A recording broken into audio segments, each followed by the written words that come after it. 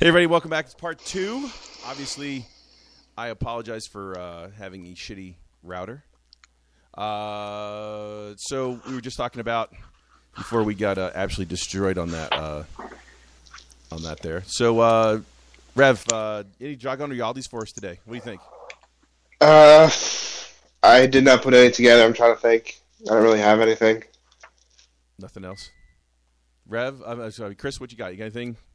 No, I'm good. You got a any top one or bottom one? Because I know you got some whatchamacallit, some Bucky in the house, so it's not bad, not all bad. Oh yeah. Bucky has not been consumed yet. Bucky is sitting there eyeing me every time I go into the kitchen. I know, I haven't opened mine yet either. It's been sitting there since October. I don't know what I'm gonna do with it. I mean, like my intentions originally were to be taking it up to Philadelphia, but I don't know. I kind of want it on my own now. It might not survive the trip. Yeah, that's kind of what I'm thinking, because I'm already like sending a whole bunch of booze up there in my checked bag anyway. There you go. Are we back on? Are we live? We're back. We're back. We just want to do any Dragon or Yaldi. Anything you want to add, Dragon or Yaldi wise? Dragon and Yaldi, players being written off. You had your likes. Now, I've seen a lot of shite about Gary Mackay-Stevens, Armstrong, Forrest, and Johansson about how they're all shite and they've all got to get to fuck and all this. I think there's the difference between a player being brutally out of form, a player that showed that he has talent but isn't playing well, versus a dud. See Baldi, he's a dud. See Bo Richter, he's a dud. See Bangura, he's a dud. See Jos Højveldt, he was a dud. See Rasmussen, he was a dud. See Johansson, Armstrong, Forrest, and Gary Mackay-Stevens. They've all done enough in a Celtic jersey to make me think there's a player there. So rather than saying, oh, they're shite, get them to fuck, be like, alright, they're not playing well. Why are they not playing well? Let's get them to a place where they are playing well. I mean, Johansson was in the running for Player of the Year last year. And now I thought he was Player of the Year last year. Bruni won it. Bruni was. Okay. I thought Bruni was the year before. Yeah, Bruni was Players Player. Oh, okay. All right, here's one. Is Shifty officially a dud? He's looking like it at the minute. You know what's made me say I want to say I don't know yet, because I want the guy to succeed. Right? I want the guy to succeed. Do I think he will? Different question. Kelvin Wilson. When you look at Kelvin Wilson, you think, Jesus Christ, how is this guy going to make it? In the second year he was in Celtic colors, he was phenomenal. Could that be it? I don't know. That was kind of tough. I think we were kind of looking at Wilson through whatever the opposite of rose-colored glasses were, because of who else we had at center back at that time. I think he kind of had to step out from other people's shadows to really become, player. Because when he came, I'm like, okay, seems like a decent guy. Let's see how he plays. Then after a few games, I'm like, all right, why did we get him? We don't need him. Versus, when he left, it's like, this is going to hurt us. Him leaving is going to suck.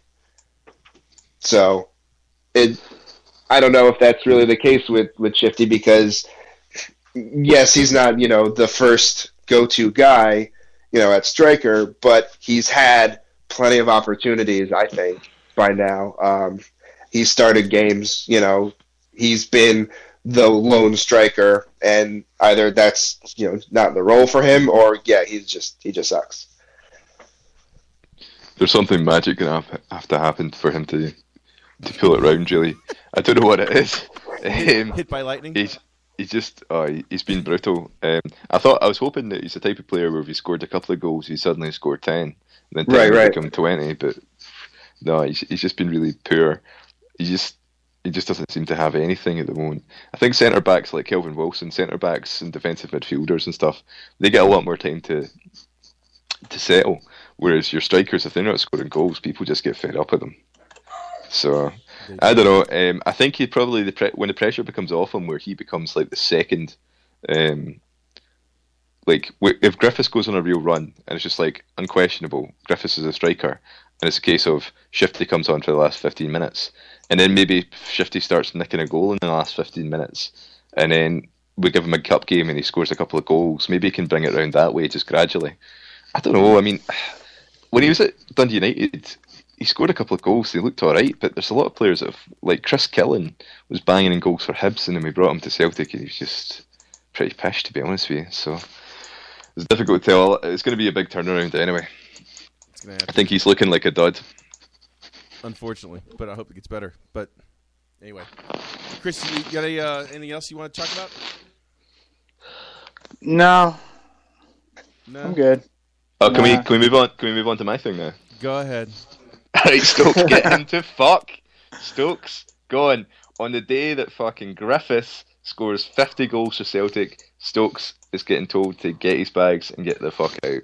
Let's talk about Stokes being at Hibs in the First Division.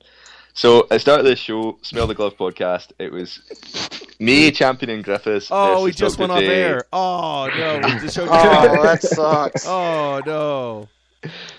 Go ahead. Are we live? Yes. Are we still live? I didn't abort the show. Go ahead. I thought you were fucking For once, it. my fucking anyway, router works. So anyway, can we just hear the Paul, you were right? Can we have that? It's like, it was just so poetic. Like, the very day he goes is the day that Griffiths scores 50 goals for Celtic. Actually, he just signed today, but that's beside the point. So no, you weren't right. But go ahead. Fuck you. Fuck you and your Griffiths. So when's the Hibs podcast starting, man? The Hibs podcast starts on the MB Bod Deep channel on Spreaker in a few minutes. We're talking. Do you know all the words to Sunshine on Leaf yet? You've been getting the proclaimers in the go? I have a couple proclaimers in the saddle ready to go. I will walk 300 miles? I don't know. 500 meters? I don't know the song. I can't tell you. Hey, the truth is that, like, joking aside, there's some players where they fit in it for a while. I think fans effectively get bored of a player after a while, and they've seen him too much, and I think he's probably a victim of that. He hasn't played particularly well, and I think the team's potentially just passed him by. Was he a good signing for Celtic? I think he done all right. I think he done well. I think though he got offered a full-time move down south. He turned it down because he wants to stay at Celtic or that. I think the chances are that he thinks that Ronnie Dyler will be fucking gone in summer. Yeah, have you so seen that? Did you see that comment from the agent Twitter feed? No, I didn't. You didn't see that? He actually he was given credit of a quote. Now, whether or not it's been validated or not, but the quote was, "I don't want to move on a permanent. I'll be back here next year. Ronnie probably won't." Did he say that? That's what he was attributed to saying. Then he should be told to fuck off indefinitely then if he said that. Should never say that about a manager. Oh, well. But the important question is this, about his footballing ability. Do you honestly think, and this is and I'm going to tell you why he makes me mad sometimes. Do you honestly think he is the difference for him? Whether you give a shit or not, do you think he's really the difference to get Hibs over the top?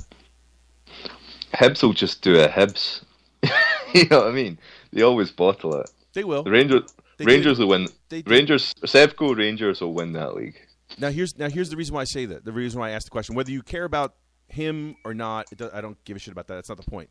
The reason why I'm saying that is this: why, if you really, really, really wanted to go there, and you really, really, and I have heard people say, oh, he really wants to go there to keep Rangers down or Sevco down or the fucking whatever they're called this week.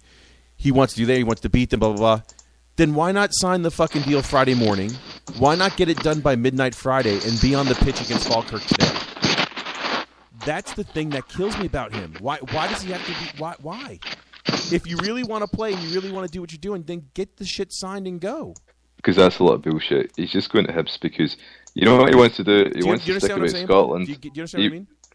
He wants to go out in the piss. By the sound of it. I don't know the guy, but whenever I don't go out clubbing that much. But when I go out to nightclubs, Anthony Stokes is always there. You know what I mean? It's like when you make fun of your friend for always being on Facebook, and they're like, I'm not on Facebook all the time. And you're like, aye, but see, any time I go on Facebook, you're on Facebook. Doesn't that mean that you go on Facebook quite a lot? You know what I mean? If I'm in a nightclub and I always see Anthony Stokes in a nightclub, then he's always out in nightclubs. Like twice in a week. Either that or you're a stalker. I'm not. If I was stalking anyone, I'd be stalking Griff. The He's Griff got a House thing. secret, like, altar in a closet, all to He Stokes. And he's just being anti-Stokes just to throw us off. Yeah. Oh yeah, that's it. It's all been it's all been reverse psychology all this time. I don't know. What do you think? I mean, Chris, what do you make of Stokes going away? I mean, is this a relatively good thing for him, the club? What do you make of it? I don't know. I mean, he needed to do something. Is he a good fit at Hibs? Maybe. I mean, I haven't watched enough of Hibs this year to comment one way or another. I hate the fact, like, I wanted Anthony Stokes to get to where he was, several years ago with him and Hooper, that he could play off the 1-2, because I mean, when Stokes and Hooper were on, man, they were banging in goals, left and right, and I liked the guy. I mean, I guess that's the hard part, for me, is like, I genuinely like the guy. Like, I wanted him to succeed. But, in the same breath, like, you can't be going out getting pissed every night either. I mean, if that's what he was doing, I don't really know if that's what he's doing or not. And that's not really my place to judge whether, he goes out for pints after a training session or not. That's not my call. But I mean, right, here's a question: Would you keep him, or would you get rid of him as a Celtic player, as a Celtic fan? Me personally, I would have kept him. Okay, right. Second question is: who would you take out of the team to allow Stokes to play? Out of the current squad, I mean, I don't think you would replace anybody. I think you found a way to work him into a rotation where, I mean, hell, he wasn't even getting a sitting on the bench being a sub. But we've had about a half-hour conversation about how we've got all these attacking overwhelming attacking midfield players. We're talking about potentially getting rid of Commons and all this because we've got too many players. There's got to be someone that he is there at the expense of. All right, I'll just shout out names and you take him ahead of him, right? So at the moment, I think Gary Mackay-Stevens would be an easy start because he's really out of form. Would you take him over Gary Mackay-Stevens? No. Yes. You wouldn't? Okay. Dr. J, you would. Rev, would you take him over Gary Mackay-Stevens? Yeah, it's going with him out of form, yeah. Out of form, I'd say out of form, yes. Well, overall, can I say no. why? I mean, Gary Mackay-Stevens plays better on the right side. Stokes has played with Izzy on the left side, and when he plays on the left side, right? with him Forget about his position. Oh, okay. Let's just have then you've got who we like more. Go ahead. Yeah. Okay. Then you've got Rogic. Different positions. No, like Rogic's not going to play on the wing.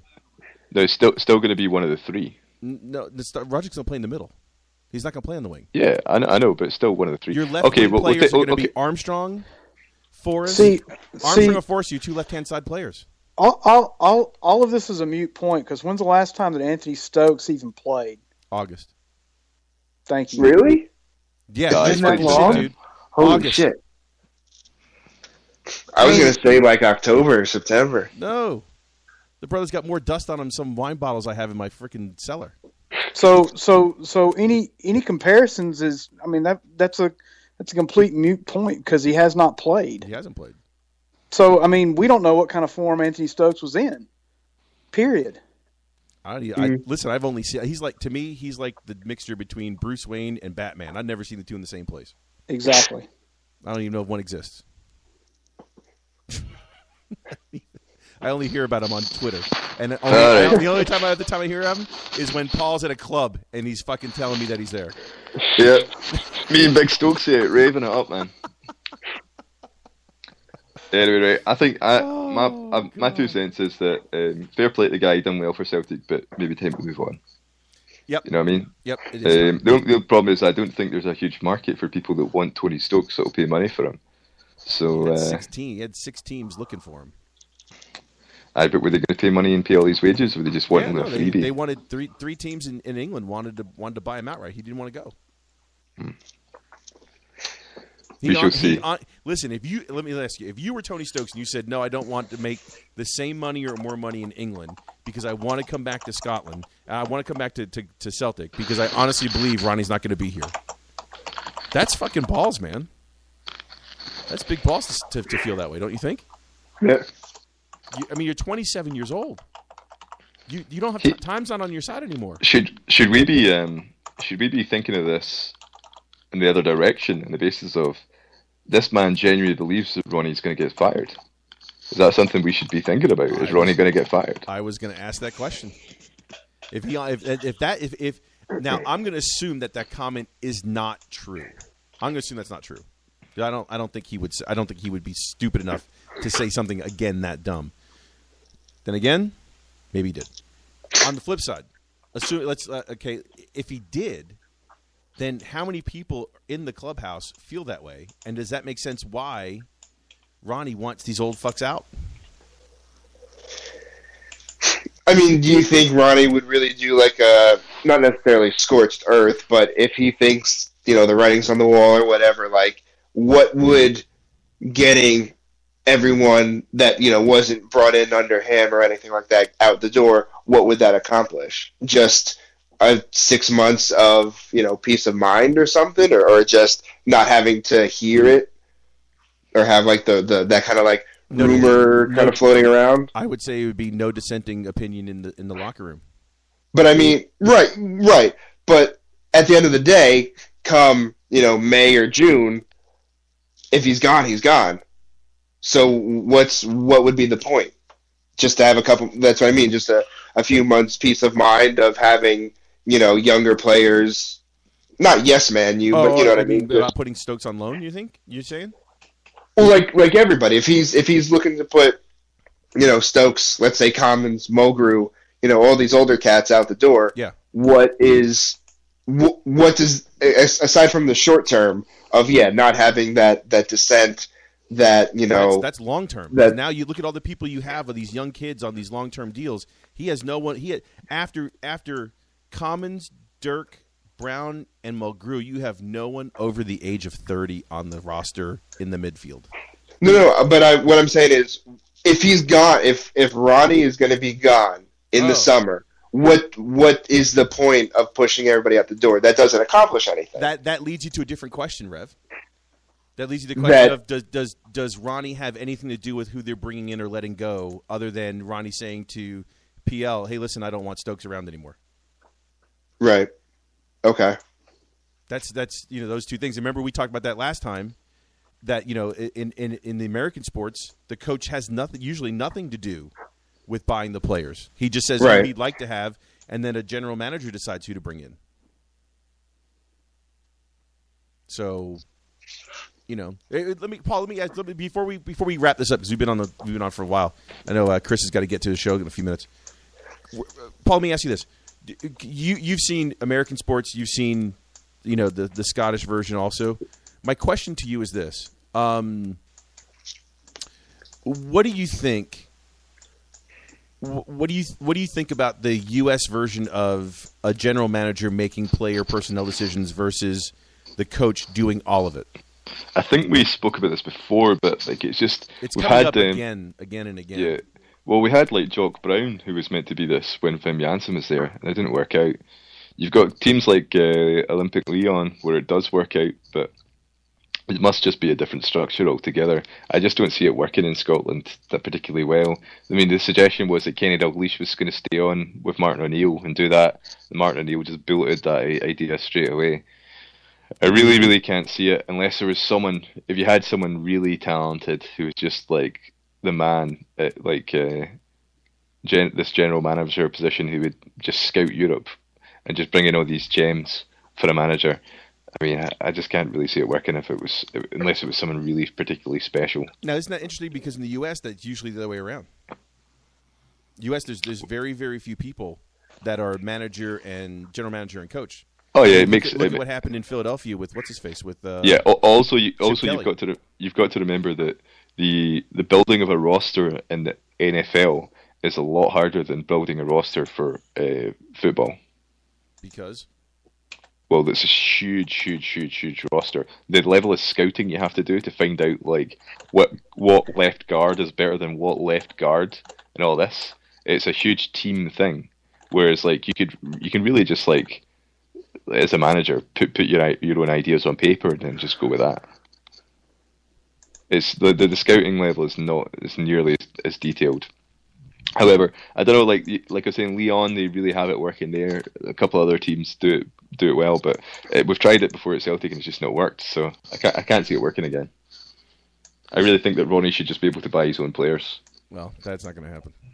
Yeah, that's not going to happen. That's the reason why I'm looking at this going. I think he has something to do with it. I think the young Scottish player.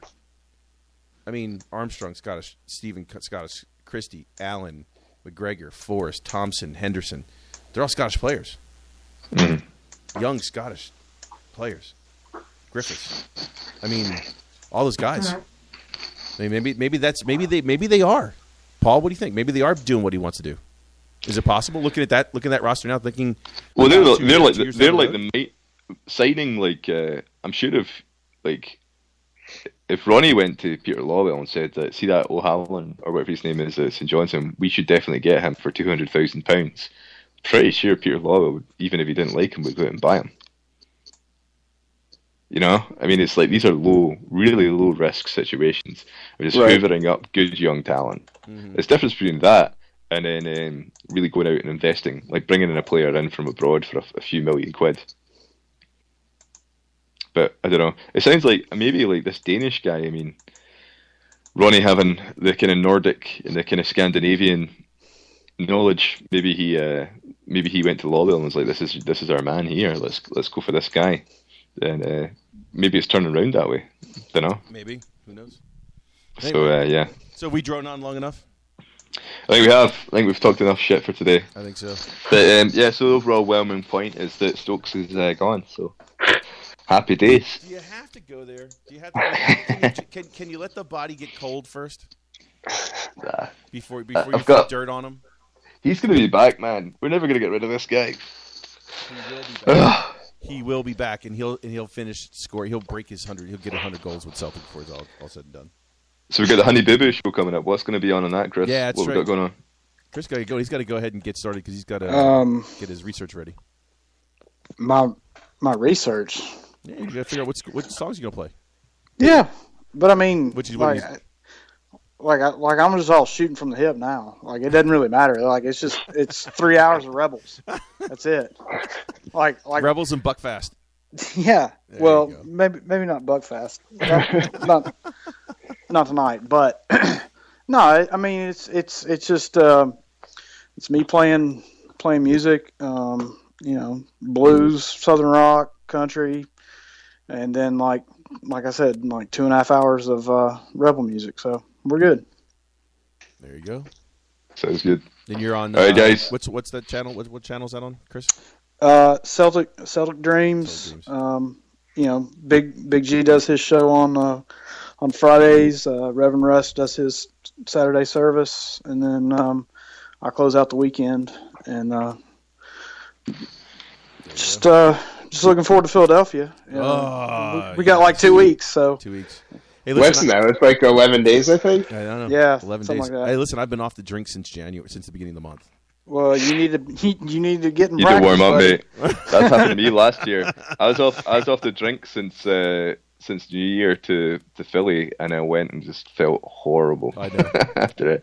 Yeah, I won't make it this year, guys, but obviously keep up the good form without me. I don't know if it's possible for me to phone in when you guys do the live show. Yeah, I don't think it'll work. I'll have internet there, so. Yeah, but you guys won't be able to hear me when you guys are on, right? I will. Will you? Yeah. All right. Well, we'll make it sure. I'll phone in, and we'll see what happens then. So, yeah, it should be good. Hope you guys have a good one anyway. Yeah, well, it should be fun. I'll bring because I can run it through my phone, run Skype through my phone, and then listen in. So don't be a problem. I'll bring a patch cord. Cool. We'll handle that. All right, lads, should we wrap up then? Yep. Hail, hail. So everyone's happy that Griffiths is scoring his ass off. He's hotter than 1,000 Julys. Keep going, Lee. Right? Agreed? Yeah. Sure. Hail, Chris. Hail, Chucky R. Law. Chucky Law. There you go. Rev, hail, brother. Good talking to you. Hail, good seeing. Good talking to you. See you in a couple days. See you in a couple days, and St. Paulie D. Fuck Stokes. You're fuck Stokes. fucking cunt bastard. Up the Griffiths. Hail. I'm talking to you. Anyway, all right, boys and girls. We'll talk to you guys soon. Take care, everybody. Hello.